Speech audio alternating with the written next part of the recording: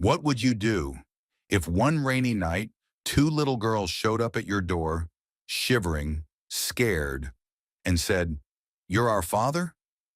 What if you had no children? No reason to believe them. No one waiting for you at home except the ghosts of your past?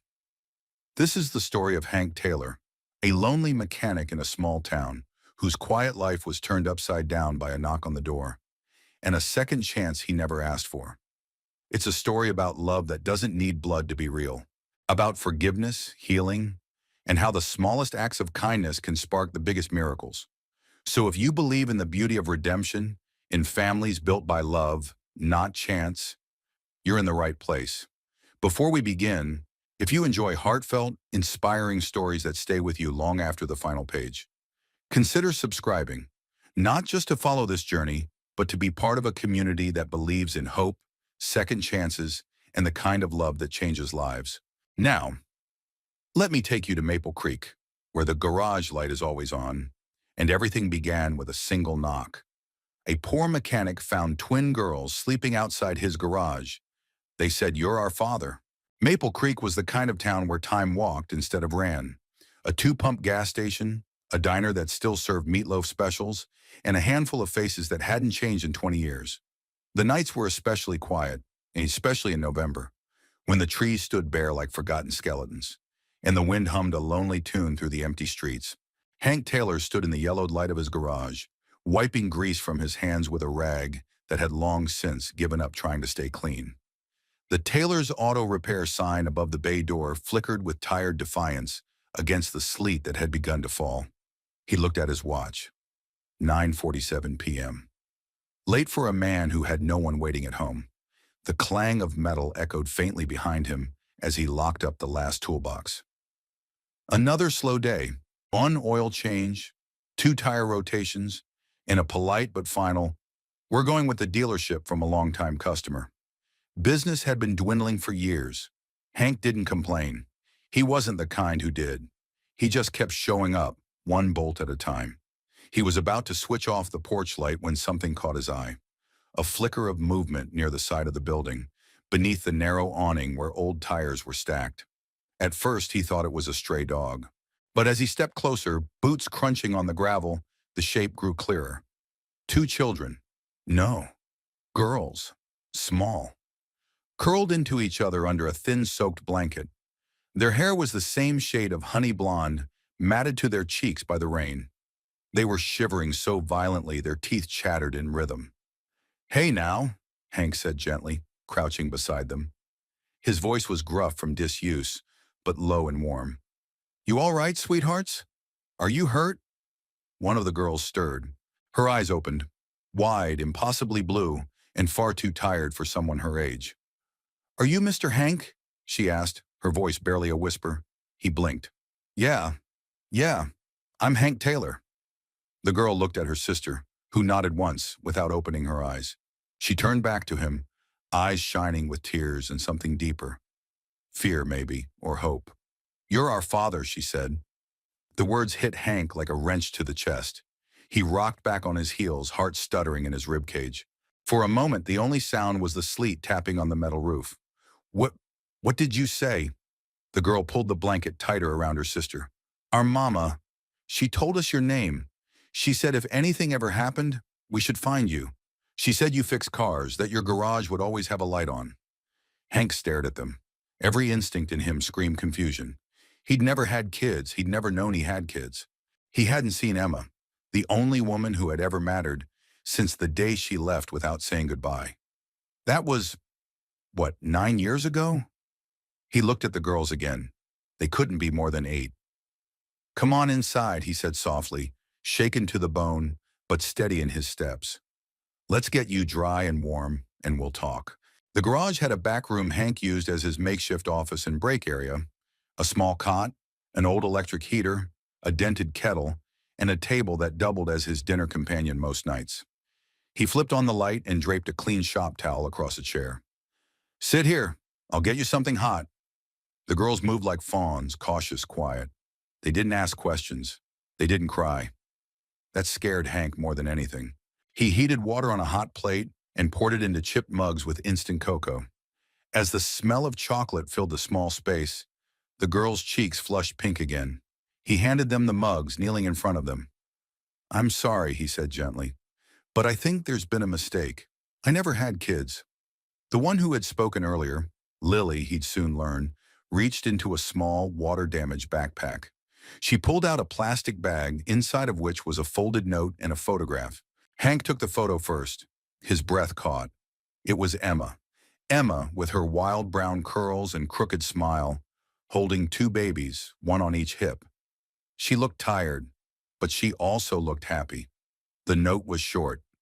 "Hank, if you're reading this, I'm gone. I didn't know where else to send them. You're the only good man I've ever known. Please take care of them. I'm sorry."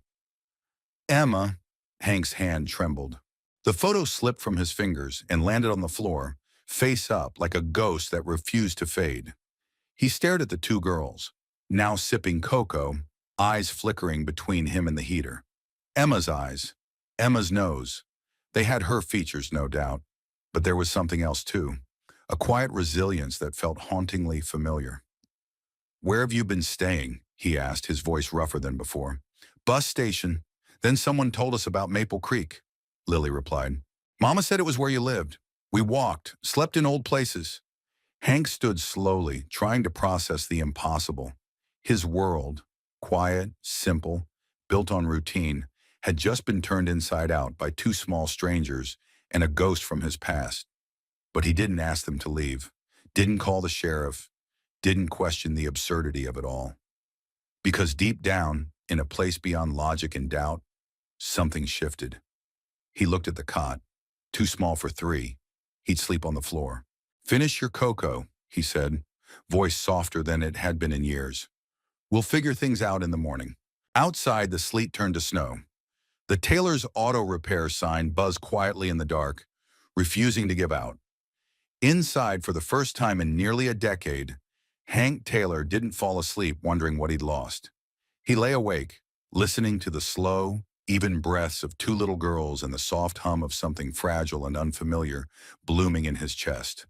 Hope. Morning in Maple Creek came quietly, with a sky the color of old cotton and the snow from the night before, lying soft and unbothered on the world. Inside the garage, Hank Taylor stirred from a restless sleep on the cold concrete floor, his back stiff and unforgiving. He sat up slowly, blinking against the gray light filtering through the high windows. For a moment, he thought maybe he'd dreamed it all. The girls, the photo, the letter. Then he heard soft voices behind the curtain he'd strung up to divide the office from the garage bay. Children's voices, not a dream. He stood and stretched, joints cracking like old lumber, and pulled the curtain aside. Lily and her sister, he'd learned her name was June, were sitting cross-legged on the cot, still wrapped in the blankets he'd found the night before. They were playing some quiet game with bottle caps and an old bolt like it was the most natural thing in the world. June looked up and grinned. "You snore like a bear." Hank huffed a small laugh, rubbing the back of his neck. "Don't tell anyone. I've got a reputation." "You live here?" Lily asked, more curious than judgmental. "Sort of," he replied, making his way to the hot plate. "Not much need for a big house when it's just me. Garage is warm enough, and the coffee's not half bad." June wrinkled her nose. "Coffee is gross." "Agreed," Lily added. "You're not wrong," Hank said with a smile. "But I drink it anyway. Habit, I guess." The kettle hissed. As he poured the water and stirred the coffee, the silence between them thickened. He could feel the weight of unspoken things. Too many questions, not enough answers. He handed each girl a slice of bread with peanut butter and sat on the edge of the desk. "We need to talk," he said gently. "About last night. About your mama." The girls exchanged a glance. Lily's face shifted, cautious but calm. "She's gone," she said simply. "She got real sick. The hospital people tried, but she didn't wake up." Hank swallowed hard. He didn't know how to hold that kind of grief for children. He barely knew how to hold it for himself. "I'm sorry. She told us to find you," Lily continued. "Said your name was Hank Taylor, that you were good, that you'd know what to do." "Did she ever say why she picked me?" he asked carefully. Lily hesitated. "She said you used to love her, that you were going to be my daddy once. But something happened. Hank looked down at his coffee, suddenly tasting the bitterness. Something had happened, all right. Emma had left 9 years ago. Just left. No note, no goodbye, no forwarding address. One day she was folding his flannel shirts and laughing at his terrible singing, and the next she was gone. He'd searched for months, called hospitals, looked through missing person reports, even drove to her sister's last known address in Omaha. Nothing. She'd vanished. Until now.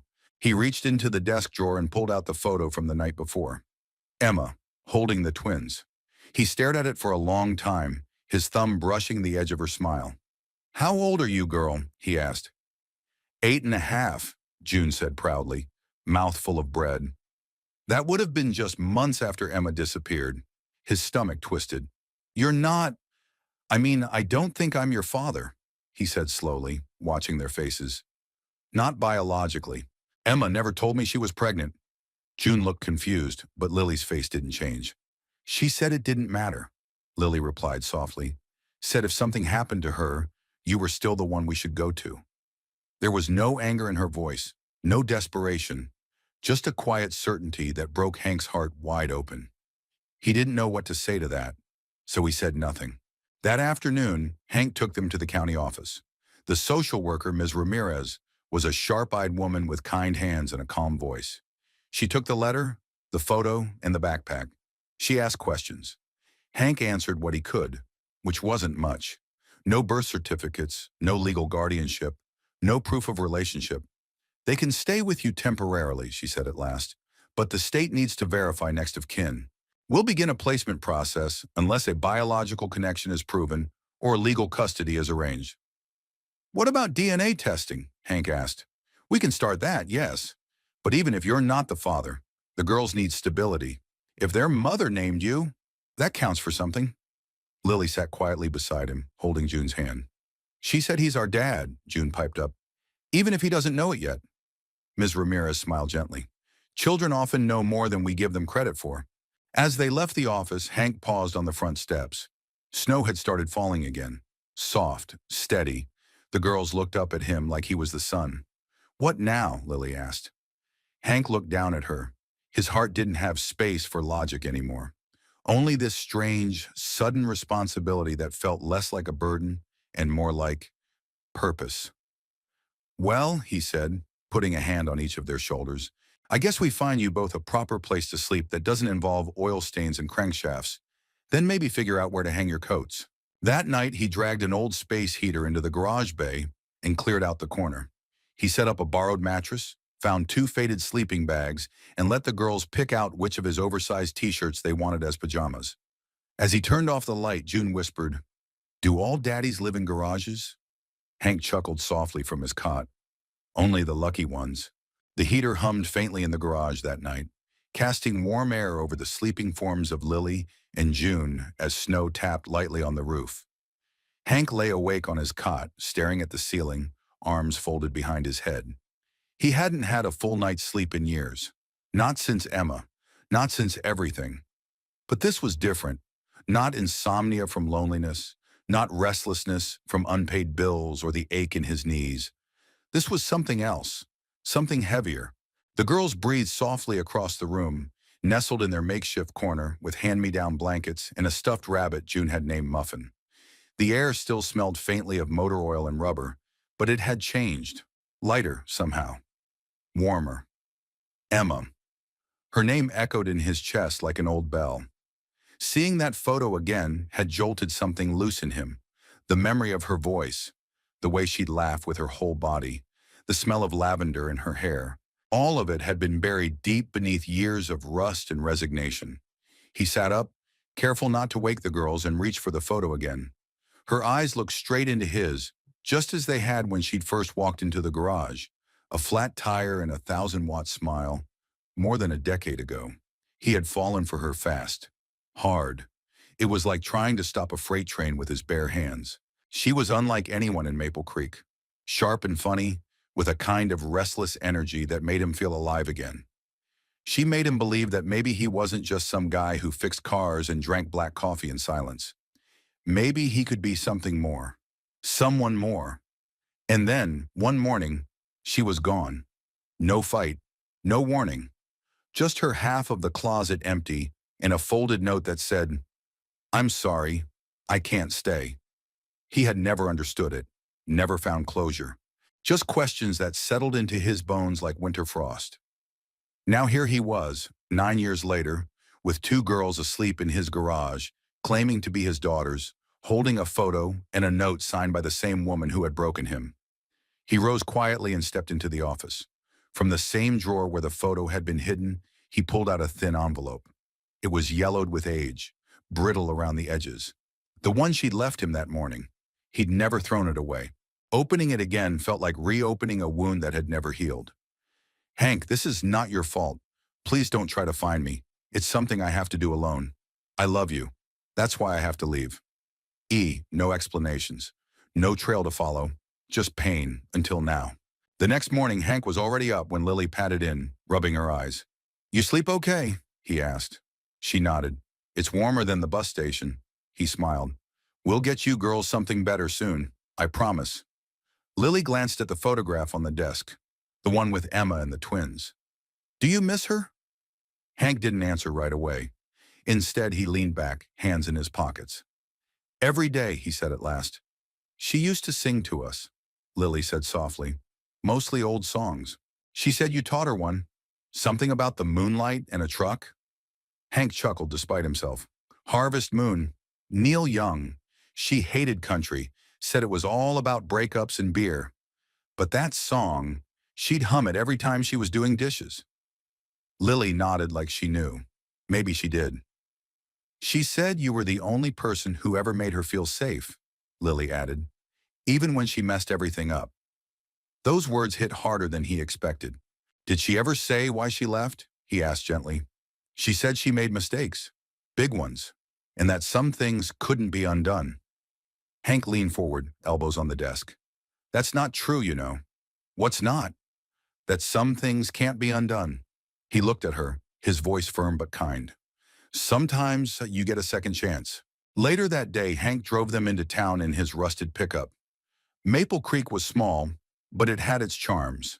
Main Street with its antique shop and cafe, a small library with crooked shelves, and a church that doubled as a community center. People noticed, of course. Hank Taylor, longtime bachelor, pulling into the diner parking lot with two girls in the front seat. He could see the questions in their faces as they passed. Neighbors, old customers, the mayor's wife. But no one said anything. Not yet.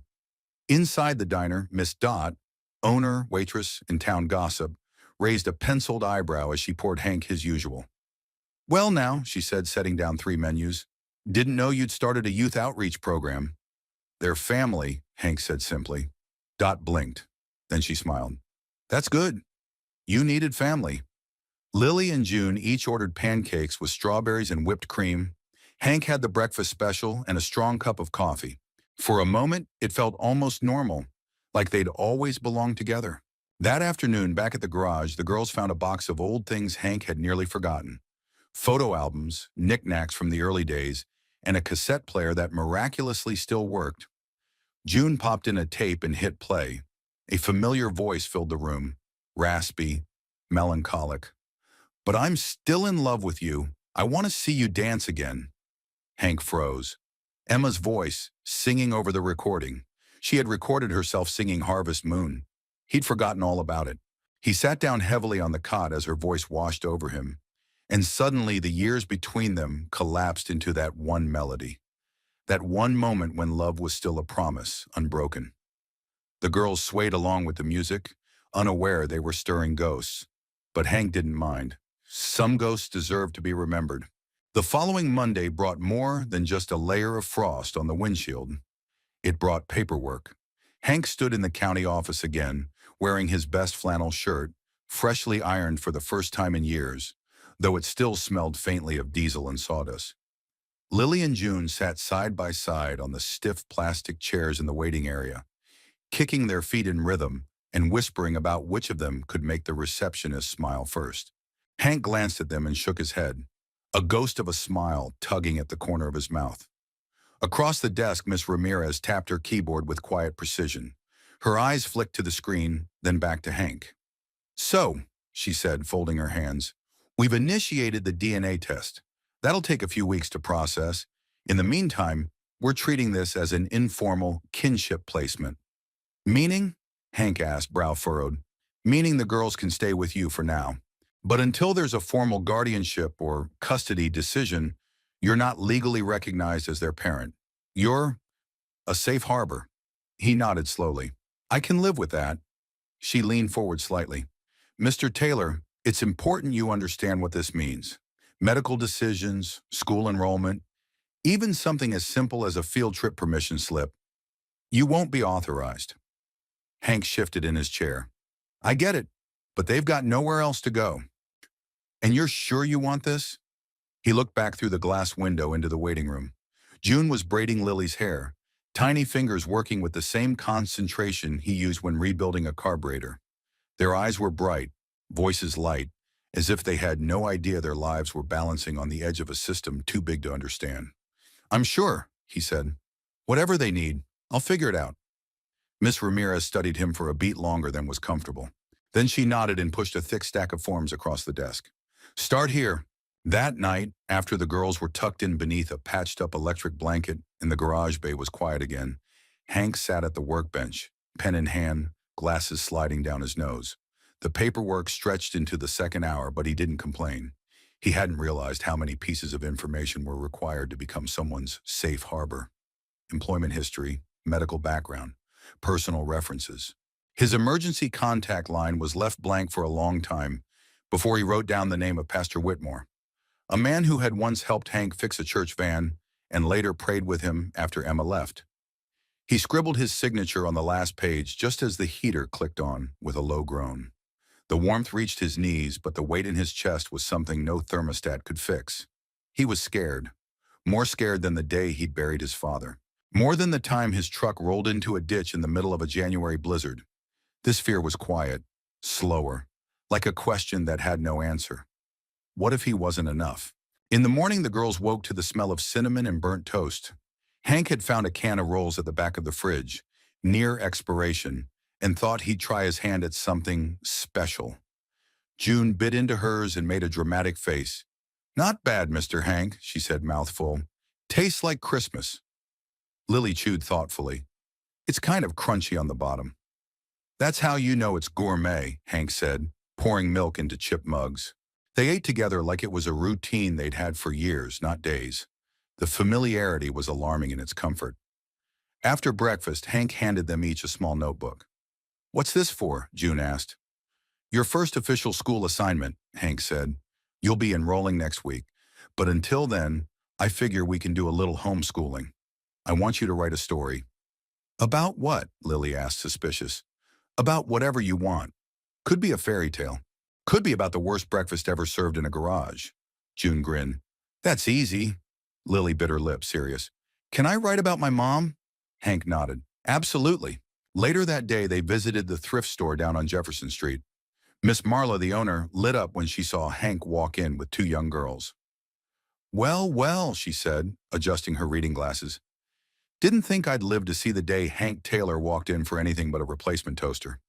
Need some clothes, and he said. Kid-sized. She arched a brow. You fostering? Sort of, he replied. Long story. Marla looked at the girls, then at him, then back at the girls. She said nothing more, just waved them toward the racks and added, anything you need, you let me know. First round's on the house. Marla, I can't. Don't argue, she said. Just say thank you and pick out something with sequins before these girls think you've got no taste. June found a pink sweater with silver stars. Lily chose a denim jacket that made her look older than she was. They're perfect, Hank said, and he meant it.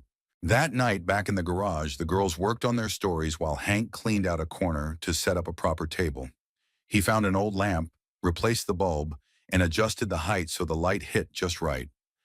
Lily handed him a page before bed. Can you read it? He read it aloud, his voice trembling halfway through. Once upon a time, there were two girls who lost everything. But then they found a place that smelled like oil and had a kind man who didn't talk much but made the best burnt toast.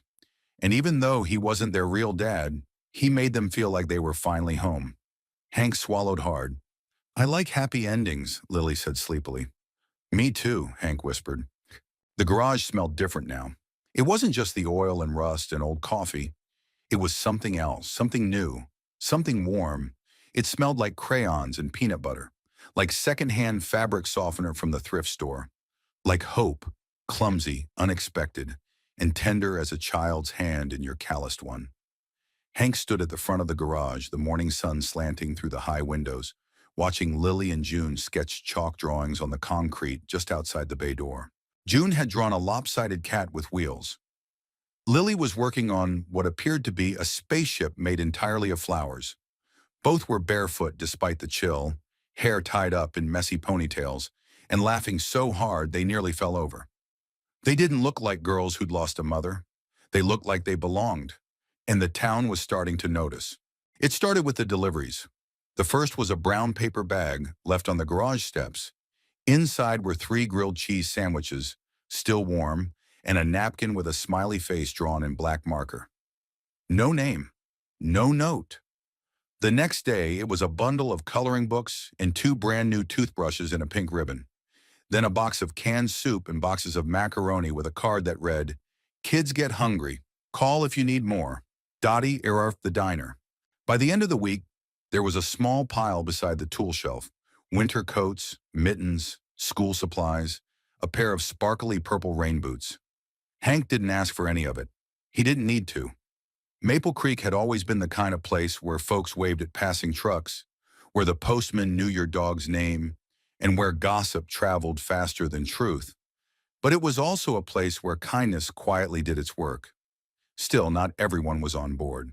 On Saturday, Hank took the girls to the town's library, a 2-room brick building nestled beside the church, where Mrs. Whitley, the town's only librarian and unofficial moral compass, reigned from behind her oak desk like a benevolent queen. Mrs. Whitley was in her 70s, wore her hair in a tight silver bun, and spoke with the finality of someone who'd seen enough of the world to recognize trouble from 10 paces. She watched as Lily and June browsed the children's section, giggling at the Dr. Seuss shelf. Then she turned her eyes on Hank. "You're playing with fire, Hank Taylor." He stiffened. "Ma'am? Children don't belong in garages. They belong in homes, with mothers, with fathers who don't disappear when it gets hard." Her words landed sharper than she knew. "I'm doing the best I can," he said quietly. Mrs. Whitley studied him, and something in her stern face softened. "I know you are, but love alone won't keep them safe. Make sure you're not trying to fix what can't be fixed. You're a good man, but good intentions have their limits." Hank didn't argue. He knew the truth in her words. Still, as he watched June proudly hand over her new library card and Lily tuck her chosen books under one arm like prized possessions, he couldn't help but think, maybe good intentions were exactly what this broken world needed more of. Later that evening, the girls helped him clean out the old garage closet. It had once held spare parts and forgotten tools, but Hank had decided it would make a decent space for a reading nook. June sat cross-legged, blowing dust off a box labeled Keepsakes. "What's in here?" "Old stuff," Hank said, brushing off his hands. "Mostly junk." Lily opened the box gently. Inside were photos, black and white snapshots of Hank as a boy, a Polaroid of his dad holding up a fish, and, near the bottom, a wrinkled birthday card signed, "Love always, Emma." Lily studied it. She really did love you. He looked over her shoulder, heart tightening. "I think she did." June held up a tiny plastic toy truck. "Can I keep this?" "Sure," he said, throat dry. The girls arranged their new reading corner with pillows, a small lamp, and the cardboard box turned sideways as a bookshelf. When it was done, Lily stood back and nodded. "Perfect." And for a moment, it was. That night, Hank was closing up the shop when a familiar voice called his name. "Taylor!" He turned to see Pastor Whitmore walking up the gravel path, wind tugging at his coat.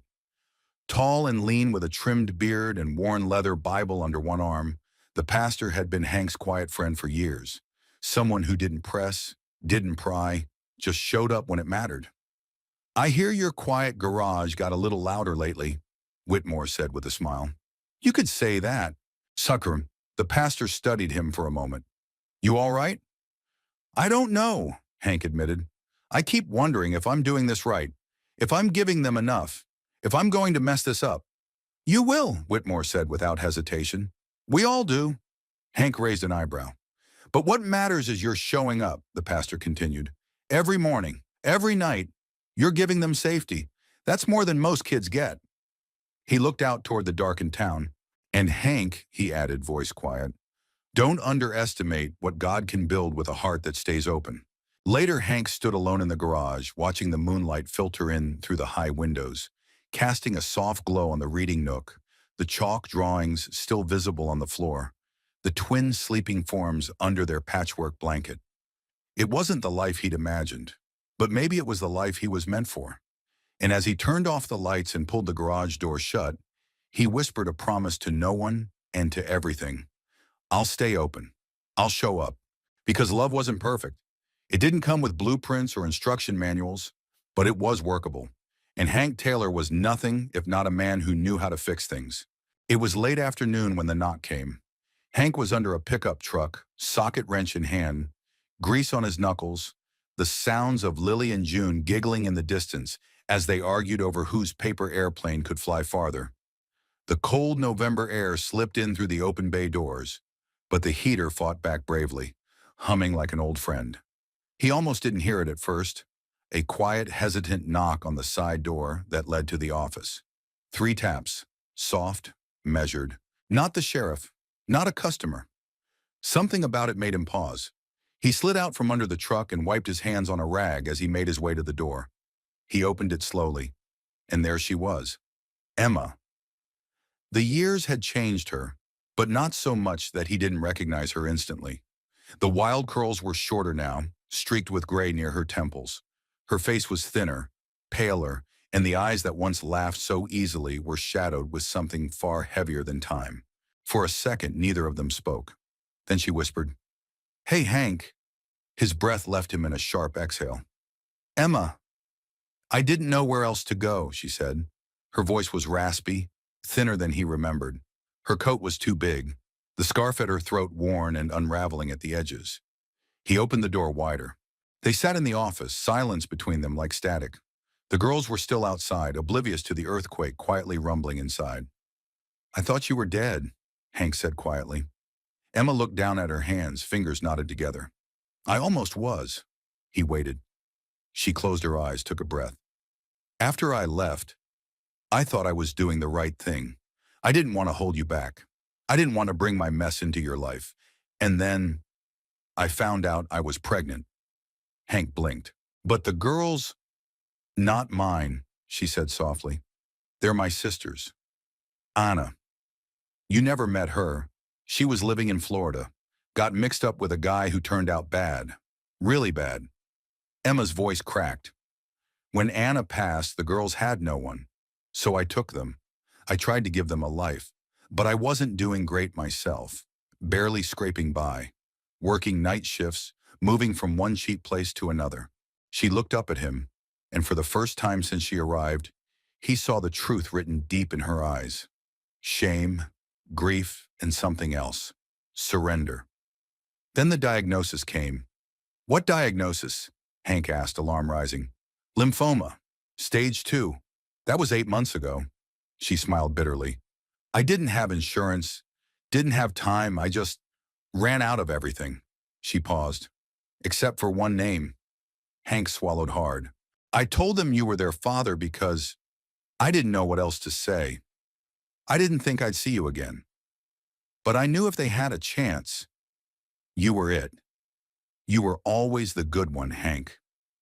He stood and walked to the window, needing space from the tidal wave of everything she'd just said. So you lied, he said after a long silence. Yes, she whispered. He turned to her. And you left, disappeared. Let me think you were gone forever. I know. And now you show up after I've been trying to hold this together, after they've started calling me Dad. And what? You want to take them back? No, she said quickly, voice trembling. God, no. I don't want to undo anything. I don't have the right. Then why are you here? Because I missed them, she said. And I missed you. And I thought, maybe there was still something here. Something I didn't destroy. He didn't respond. Behind the silence, the sound of laughter echoed through the bay. Lily's and June's carefree joy, like a melody from a world that hadn't broken. Emma stood. If you want me to go, I will. I needed you to know the truth. He turned, eyes meeting hers. She looked older, yes, but underneath all of it, the weight of years of illness, of sorrow. There was still the woman he had once loved so deeply that her absence had left a scar he never tried to heal. And somehow that scar no longer ached. It burned. Not with anger, not anymore. With something dangerously close to hope. He walked her to the guest cot in the corner of the garage. You can stay here tonight, he said quietly. We'll figure out the rest tomorrow. She looked up at him. Thank you. Before he turned to go, he paused. I never stopped loving you, you know, he said. Even when I tried. Emma blinked. Her lips parted slightly. But she didn't speak. She didn't need to.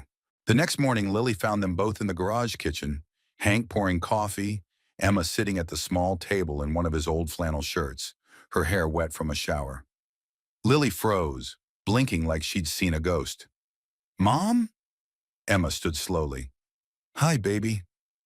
June ran in a moment later, and for one breathless second, time folded in on itself. Emma knelt. I'm here now. I'm sorry I was gone. I missed you so much. Ah. The girls rushed into her arms, tears and smiles and confusion mixing in a chaotic bundle of emotion too big for their small bodies. Hank stood to the side, heart swelling and cracking all at once. Later that day, he stood beside Emma as they watched the girls play hopscotch in the parking lot, giggling with reckless joy. I don't deserve this, she said softly. Neither do I, he replied. But here we are. She looked at him. You could have turned them away. You could have turned me away. He gave a small shrug. The door was never locked. And for the first time since she'd walked back into his life, Emma let herself cry. Not from sorrow, but from the quiet, painful grace of being forgiven. By the end of the week, the rhythm of the garage had changed again. Emma, though pale and easily tired, had begun to move with quiet purpose, folding laundry, sweeping corners Hank hadn't touched in years, helping the girls with their homework in the evenings. She didn't speak often about her illness, but the signs were there. The way she rubbed her temples when she stood too fast, the bruises that appeared too easily on her arms, the fatigue that set in after even a short walk. Hank noticed it all. He didn't say much either, but he was watching and worrying and remembering. One afternoon, he found her sitting on the stoop behind the garage, wrapped in an old wool blanket, eyes fixed on the tree line where the last of the leaves clung to the branches like they didn't want to let go. He handed her a mug of tea. Chamomile, the fancy stuff, he said. She smiled, tired but genuine. You always made the best tea. Don't lie, he said, sitting beside her. You once said my tea tasted like dishwater. I was younger then, she said, taking a sip, and a lot less polite. They sat in silence for a moment, the quiet between them no longer brittle or sharp, but soft, like an old blanket, mended and worn, still useful. You seeing a doctor now? He asked carefully. Emma hesitated, then nodded. The one in Greenville. The girls don't know everything yet. Just that I was sick. You still sick? She took another sip. I'm in treatment. Early stage. They caught it in time, I think. But it's expensive and exhausting. I've had to stop and start too many times. Hank looked out at the woods. I've still got a little in the bank. Not much, but enough to get you to your next appointment. She looked over, startled. I can't take your money. Didn't ask if you would, he said simply. Just said it's there. Her eyes welled, but she blinked fast, swallowing the emotion. You never changed, she said. I did, he replied. I just got quieter about it. Later that evening, Emma helped June build a volcano for science class using baking soda, vinegar, and way too much food coloring. The eruption sent red foam spilling over the counter, and the girls screamed with laughter. Hank watched from the doorway, arms crossed, a smile tugging at the edge of his mouth. Emma looked up, flushed and laughing, a red streak on her cheek. We're learning. It's messy. It always is, Hank said. The next day, Emma and Hank drove to the clinic in Greenville. A quiet hour on winding roads lined with winter-naked trees. The girls stayed with Miss Dodd at the diner, where they got spoiled with pancakes and chocolate milk, while Hank and Emma sat in a waiting room painted in pale blues and too many motivational posters. The nurse called Emma's name. She stood, then turned back. "You don't have to wait. I'm not going anywhere," he said. She nodded once, then disappeared behind the door. While he waited, Hank read a pamphlet on treatment options and another on support for caregivers. The word caught him, caregiver, like it didn't belong to him. But the more he thought about it, the more it felt right. He was giving care in every way he knew how, and it was changing him. They drove home in silence for the first few miles. Emma was pale again, visibly drained. "You okay?" he asked. She nodded. "The doctor said the chemo's working, slowly, but it's working." "That's good."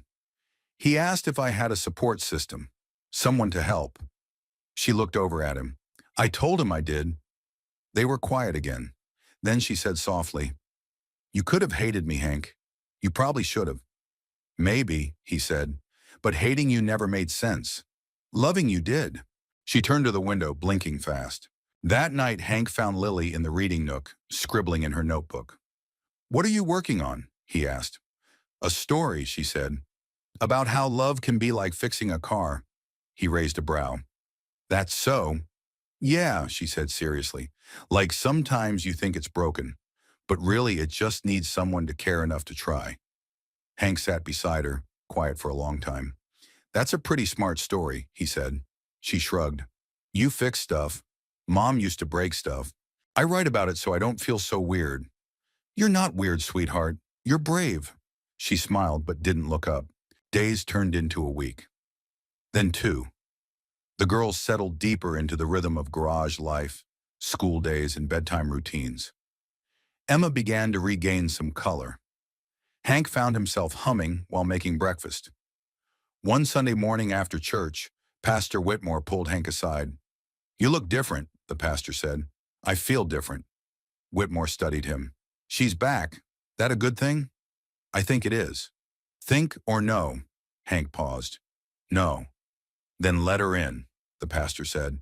"Second chances don't knock twice." That evening, as snow began to fall lightly outside the garage and Lily and June drifted off under their blankets, Hank and Emma sat at the old workbench, sipping tea. She reached over and took his hand, a small gesture but steady. "I don't know what tomorrow brings," she said. "I can't promise much, but I want to try, if you'll let me." He looked at her, at the scars and strength in her eyes, at the quiet storm she carried so gracefully now. "I never stopped leaving the light on," he said, "even when I thought you'd never come back."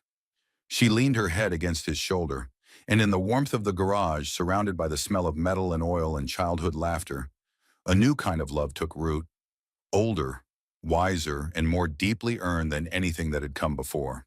The envelope arrived on a Tuesday. It was thin and official looking, stamped with the seal of the county and addressed to Hank in rigid block letters. It sat on the counter of the garage for most of the morning, unopened, as Hank rotated tires and changed oil and tried not to think about it. But it sat there like a weight, like a question that needed an answer. It wasn't until lunchtime, while the girls munched on grilled cheese in the break room and Emma rested on the cot with a book across her chest, that he finally picked it up and tore it open. He read the letter twice, then a third time, and then he sat down, slowly, letting the reality of it settle deep in his chest. That afternoon, while the girls colored at the table and the heater whirred faintly in the background, Hank knelt beside them. "Can we talk for a minute?" he asked.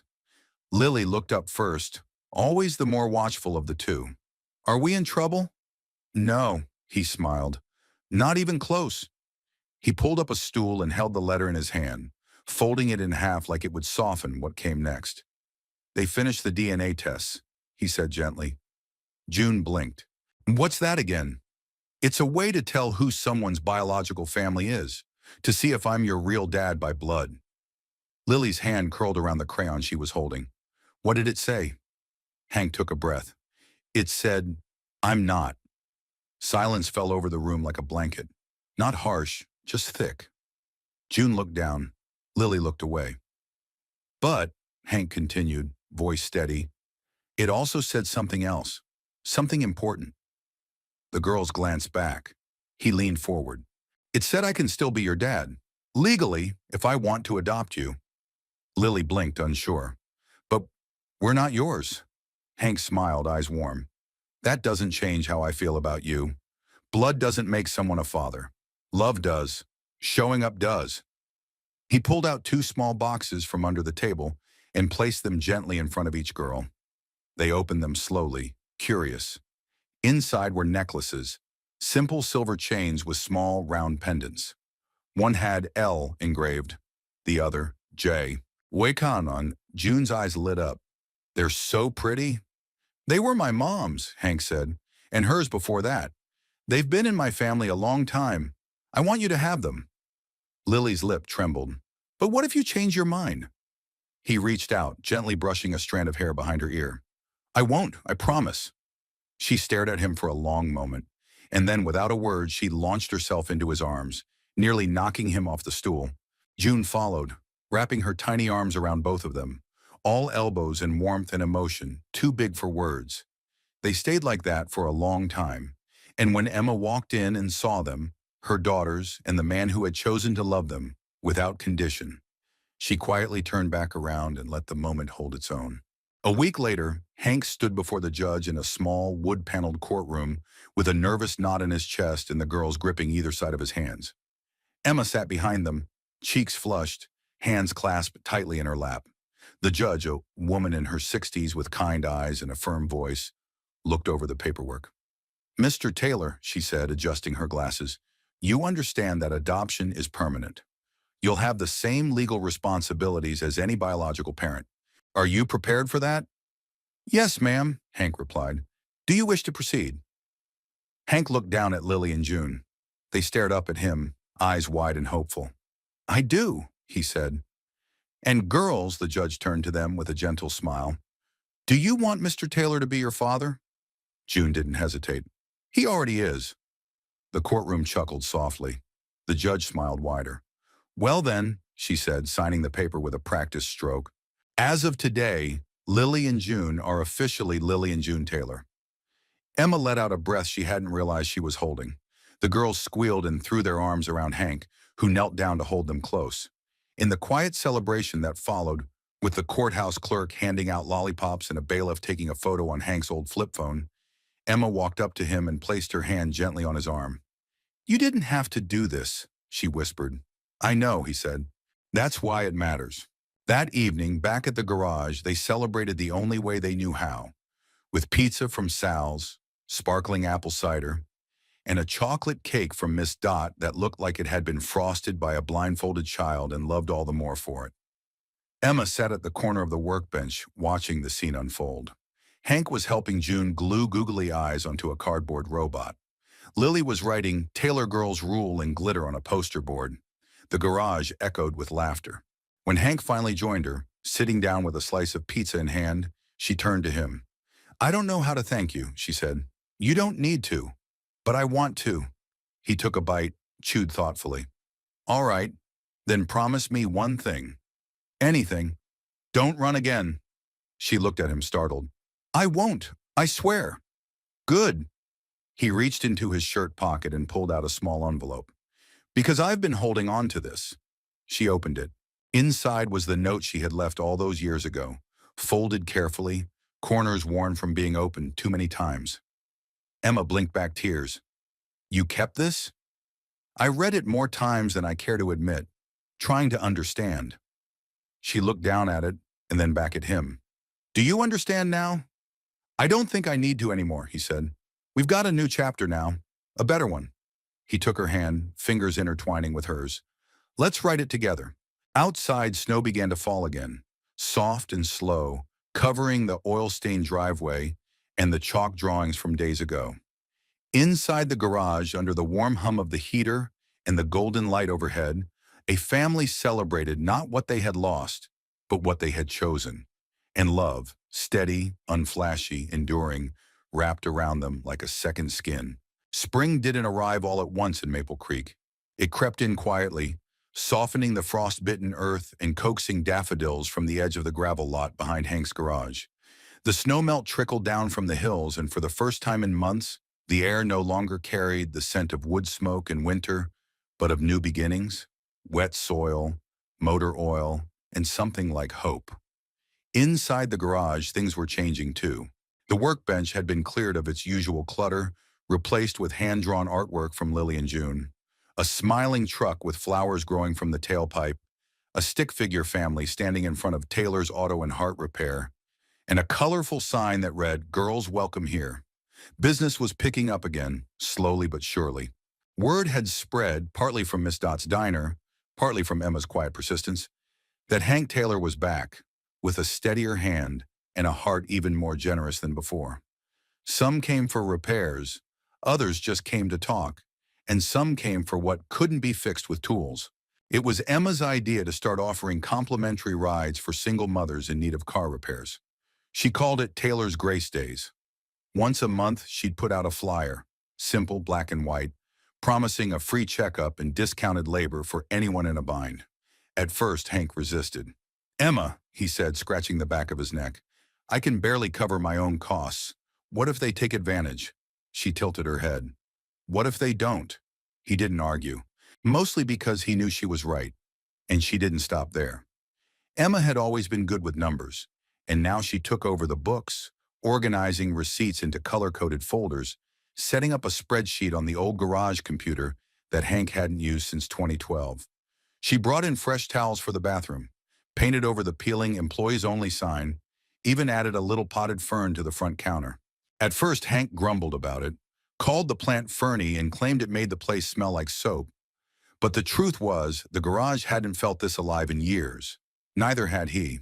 One sunny Saturday morning, June stood on a milk crate, helping Hank replace the brake pads on a 2006 Corolla.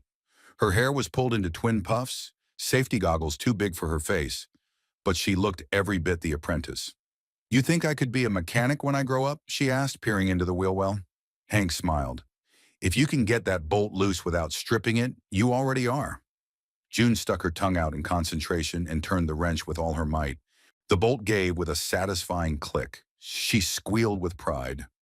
Lily, meanwhile, was in the office with Emma, cataloging parts and filing invoices, like she'd been born with a clipboard in her hand. She had her mother's sense of order, Hank thought, and his knack for noticing the small things that mattered.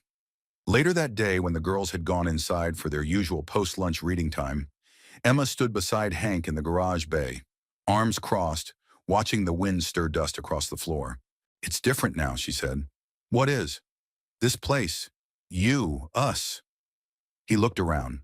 The same cracked floor, the same tin roof, the same fading Taylor's Auto Repair sign, and yet everything was different, because now love lived in the corners.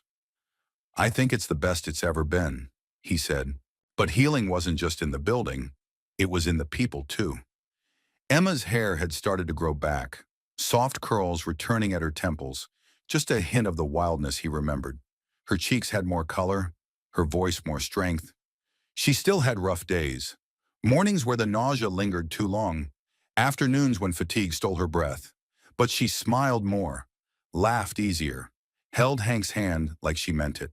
And Hank, who once thought his life was winding down like a rusted engine, was learning to believe in forward motion again. One evening after the girls had gone to bed, he found Emma sitting under the string lights they'd hung outside the garage, wrapped in a blanket, a steaming mug in her hands. He joined her without a word. They sat in the quiet for a while, listening to the sounds of spring, crickets, distant wind chimes, the occasional bark of a neighbor's dog. "I used to think I was too broken to come back," Emma said softly. He glanced over at her. "I thought I'd ruined every chance I had at being a mother, at being a partner, at being whole." "You didn't ruin anything," he said. "I walked away. And then you walked back." She looked at him, eyes shimmering in the low light. "Do you forgive me?" He didn't answer with words. Instead, he reached into his coat pocket and pulled out a small silver key.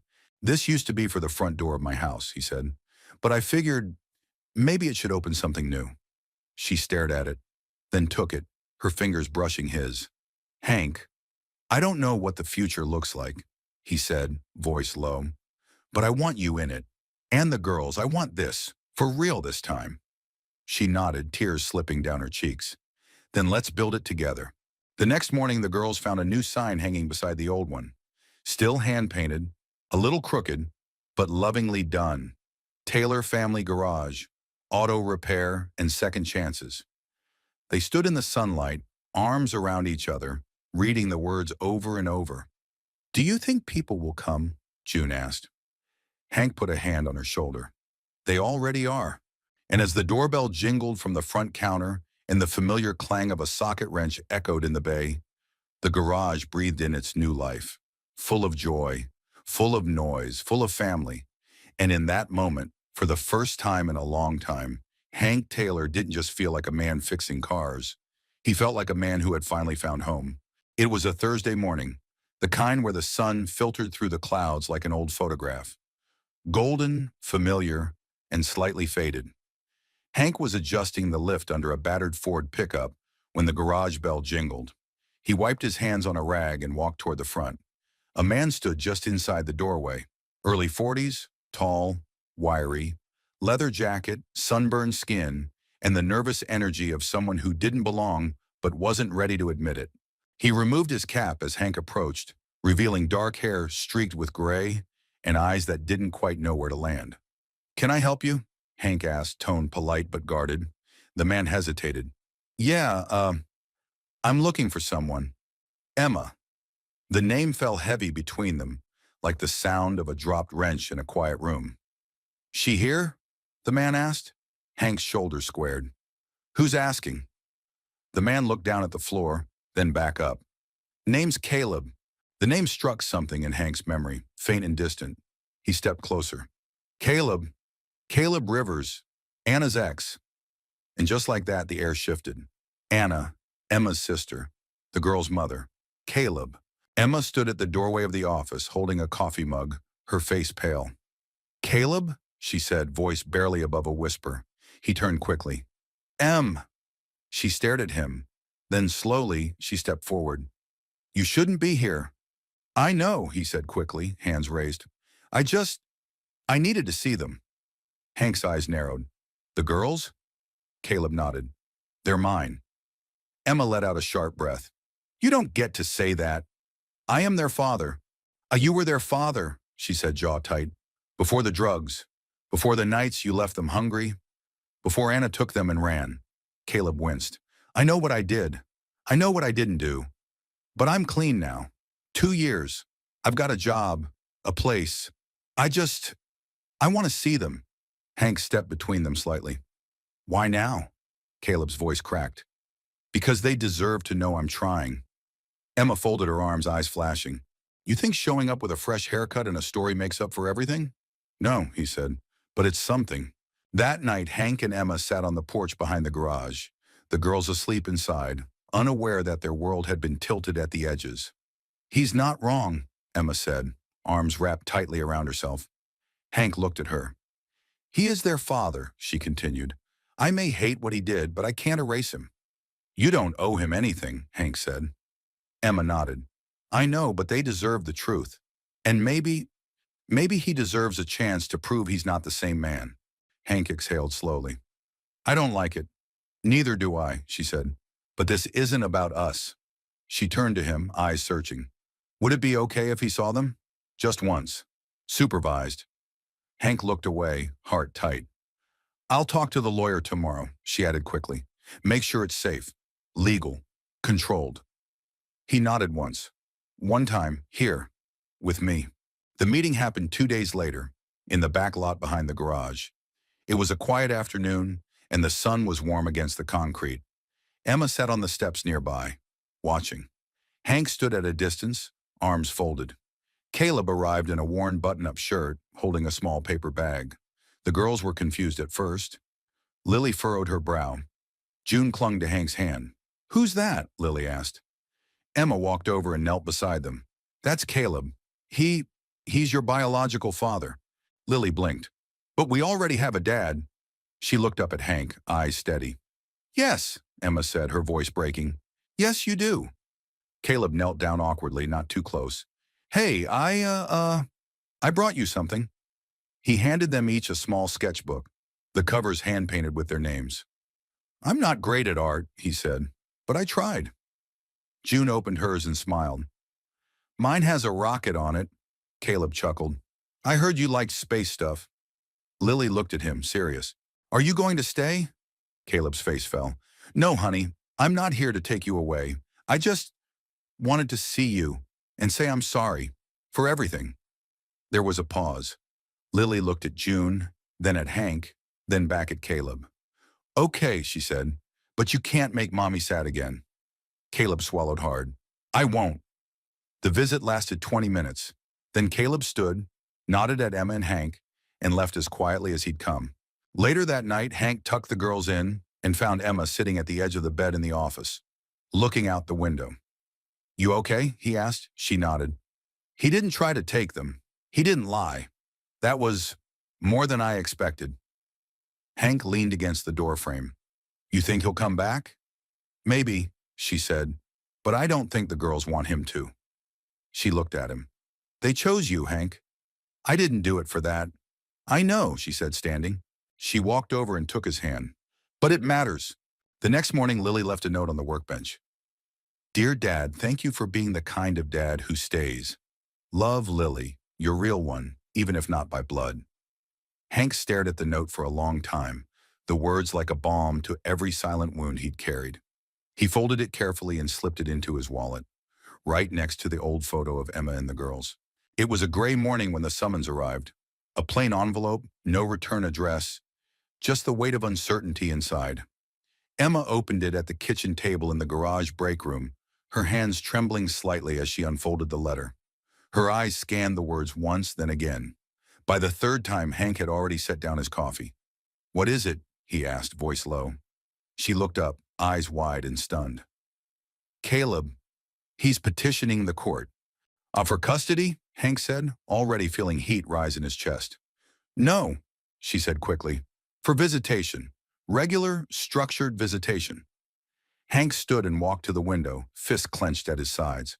After one visit, he thinks he's ready for regular time with them? Emma sighed, voice strained. It's not unexpected. The lawyer warned this might happen. He turned around. And you're okay with this? No, she said firmly, but I'm not the only one who gets a say. The hearing was scheduled 2 weeks later.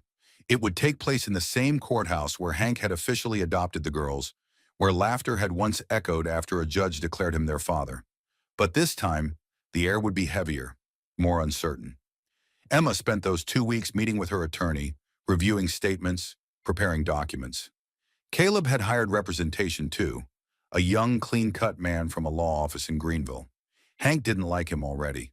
More than once, Hank found himself pacing the garage late at night, worry sitting in his chest like a weight he couldn't shake. He trusted the girls. He trusted what they'd built. But he didn't trust the system, not when it could reduce love to signatures and DNA. The morning of the hearing, the family arrived early.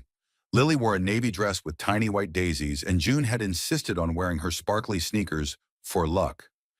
Emma looked calm, composed, but Hank could feel her anxiety in the way she squeezed his hand just a bit too tightly before they walked inside. Caleb sat alone at his table, hands folded, his expression unreadable. The judge, the same woman who had overseen the adoption, greeted them with a small nod. We're here today to review Mr. Rivers' petition for supervised visitation. Both parties have submitted documentation. Now we'll hear from those directly involved. Caleb spoke first. I know I wasn't the father I should have been, he said, voice quiet but steady. I failed Anna. I failed them. But I've spent the last 2 years working to be better. I'm clean. I've got a job, a stable place to live. I just want the chance to build something with my daughters. I'm not asking to take them away, just a chance to know them. His lawyer nodded approvingly. Emma was next. Caleb and I share history, she began, but I also share the truth. I took custody of the girls because Anna feared for their safety.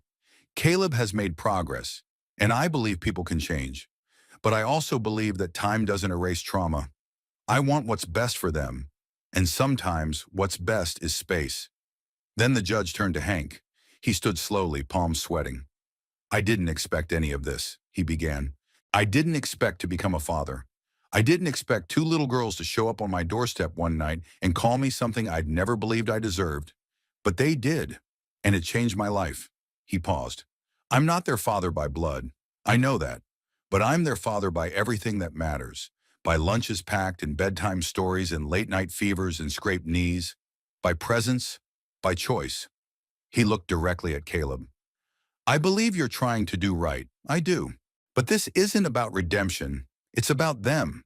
And right now what they need is peace. Stability. Not confusion. The judge nodded, then looked at Lily and June, who sat in the front row holding hands. Would either of you like to speak? She asked gently. Lily stood up. I don't remember him, she said, pointing to Caleb. But I remember when Mom got sick. And I remember Mr. Hank making us pancakes even when he burned them. I remember how he fixed June's robot when she cried. I remember him. She looked at the judge. He's our dad. June nodded firmly beside her. For always. The courtroom was quiet. Then the judge leaned back in her chair, hands steepled. Mr. River, she said, your efforts at recovery are commendable, and it's clear you care deeply for your children, but this court's priority is their well-being. She turned toward Emma and Hank. Given the girls' clear attachment, the legal adoption, and the testimony provided, I see no benefit in court-ordered visitation at this time. Petition is denied. Caleb bowed his head. There were no outbursts, no protests, just silence. And then something unexpected happened. Caleb stood, turned toward Hank, and extended his hand. I get it, he said. They're yours now. But if someday they want to know me, really know me, I hope you'll let them. Hank studied him for a moment, then shook his hand. If that day comes, Hank said, we'll cross that bridge.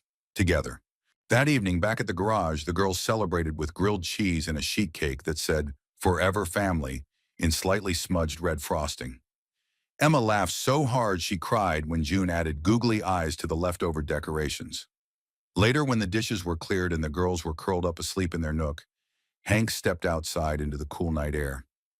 Emma joined him a few minutes later, her arms wrapped in a blanket. They're safe, she said. They always were, he replied. They just didn't know it yet. She smiled at him, warm and soft. You're not just their anchor, Hank. You're mine too. He slipped his arm around her shoulders, pulling her close. No matter what comes next, he whispered, we've got this. And under the wide sky of Maple Creek, love stood taller than bloodlines, stronger than the past. Because love, real love, was never an accident. It was a decision, made daily, lived fully, chosen again and again. The garage sparkled in the spring sunshine like it hadn't in years. A long string of hand-cut paper flags fluttered from the bay doors, their edges dancing in the breeze. A folding table was covered in mismatched tablecloths, balancing trays of deviled eggs, lemon bars, and a potato salad so generous in size it needed its own zip code. Miss Dot had brought her famous peach cobbler. Pastor Whitmore arrived with 2 gallons of homemade sweet tea and a guitar slung over his shoulder. Even Mrs. Whitley from the library showed up, armed with books and a cautious smile. It was Lily and June's 9th birthday, but it was more than that. It was the first birthday they had ever celebrated with a real family. With cake, with candles, with people who stayed. And for Hank Taylor, it was the day the garage became something more than a workshop. It became a home, for good. The idea had started small, like all the best ones do. Emma had been flipping through an old photo album with the girls one afternoon when June asked if they'd ever had a party, a real one, with friends and music and hats. Emma blinked. Then she looked at Hank, who was elbow deep in a transmission, and asked, what would it take to turn this place into a celebration? He'd glanced around at the dusty shelves and grease-stained floor and said without thinking, hope, and maybe a mop. A week later, the whole town was invited. Hank stood near the grill, flipping burgers and dodging smoke, when he saw Lily weaving through the crowd in her denim dress, face painted like a tiger, grinning from ear to ear. Dad, she called, breathless. June's trying to do a cartwheel in the parking lot. She any good? He asked, wiping his hands on a towel. Terrible, Lily laughed, but she says she's aerodynamic now. Hank chuckled and handed her a burger wrapped in foil. Fuel her up. She took it and paused. Hey, Dad? Yeah? I'm really happy. He looked down at her, this small miracle of a girl who had once knocked on his door with rain in her hair and a question too big for her years. "So am I, kiddo," he said softly. "So am I." He crossed the yard. Emma stood near the edge of the flower beds, chatting with Miss Marla from the thrift store. Her hair, growing in thicker now, bounced slightly as she laughed. There was color in her cheeks, strength in her posture. Her last scan had come back clear, a milestone they'd marked with milkshakes and a sunrise drive to the lake. She caught Hank's eye from across the lawn, and for a moment, the noise of the party fell away. There was only her, and the quiet gratitude of second chances.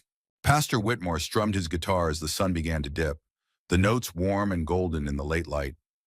Children danced barefoot near the driveway, fireflies blinking their approval. Then, with a gentle smile, he called for everyone's attention. "I've been around this town for a lot of years," he began, voice gravelly and kind, "and I've seen a lot of stories. Some short, some messy, some that didn't seem like they'd turn out at all." He looked at Hank. But then a man opens his door one night, doesn't ask why, doesn't wait for proof, just opens his heart. The crowd murmured with soft smiles. And somehow in a town of cracked sidewalks and rusty signs, love grows again. He turned to Lily and June. "And you two," he said with a wink, "reminded all of us that family isn't about matching names or perfect plans. It's about showing up." Applause broke out, light and genuine. June bowed dramatically. Lily rolled her eyes and shoved cake into her mouth. Then came the moment they'd been waiting for. The cake, a double-layered chocolate sponge with thick white frosting, 9 bright candles dancing on top. Hank held the matches and Emma lit the candles, each one flickering like a tiny promise. "Make a wish," Hank said. June leaned close. "You first, Lily." "No, you," Lily insisted. They argued for a few seconds, then finally leaned in together and whispered something no one else could hear. Then they blew out the candles, giggling, hands clasped tightly. Later that night, after the tables were folded and the guests had drifted away, Hank stood alone in the garage bay, taking it all in. The garage still smelled faintly of gasoline and grilled onions. A single balloon floated near the ceiling. The chalk drawings from the party had already begun to fade under the faint mist of evening dew. He walked to the corner where his old cot used to sit, now replaced by a cozy armchair and a bookshelf built by June, and him during one particularly rainy weekend. He didn't recognize this version of his life, not because it was unfamiliar, but because it was full. Emma entered quietly holding 2 mugs of tea. "Girls are asleep," she said, handing him one. "Out cold? Like little angels with frosting breath." They stood for a moment, sipping in silence. Then she turned to him. "You saved them," she said. He shook his head. "No, they saved me." She rested her head on his shoulder. "Maybe we all saved each other." A long beat passed. Then he reached into his pocket and pulled out something small and smooth. A ring, simple, silver, quietly worn. Emma stared. "I was going to wait," he said, "but waiting's never been my strong suit." She blinked, lips parting. "I don't need big speeches," he said softly. "Just more days like today, more nights like this. You, me, the girls, this life." He slipped the ring into her palm. "Marry me, Em." She looked at him, really looked at him, and nodded, eyes shining. "Yes," she whispered. "Yes." Outside, the garage lights glowed warmly against the darkening sky. A beacon on the edge of a town that knew how to keep love alive, even when it showed up with scraped knees and a bruised past. The sign out front flickered once, then steadied. Taylor Family Garage. Auto repair and second chances. And beneath it, in smaller letters added just that day, read, "The lights are always on." Because love, real love, wasn't flashy. It didn't need spotlights or fanfare. It needed presence. It needed showing up over and over until broken things became whole, until strangers became family, and a mechanic became a father, not by chance, but by choice. If you've made it to the end of this story, thank you, truly. Your time, your heart, and your presence mean more than you know. Now I'd love to hear from you. Where in the world are you watching from? Drop your city, state, or country in the comments below. I always love seeing how far these stories travel and how they bring us all a little closer together. And if this story touched you, inspired you, or made you believe in second chances just a little more, Don't forget to hit that subscribe button so you don't miss the next chapter in this journey of love, hope, and healing. We've got many more stories to share, and I'd be honored to share them with you. Until next time, thank you for watching, for feeling, and for believing in the power of kindness, in the strength of love, and in the magic of a light that never goes out. Take care, and I'll see you in the next one.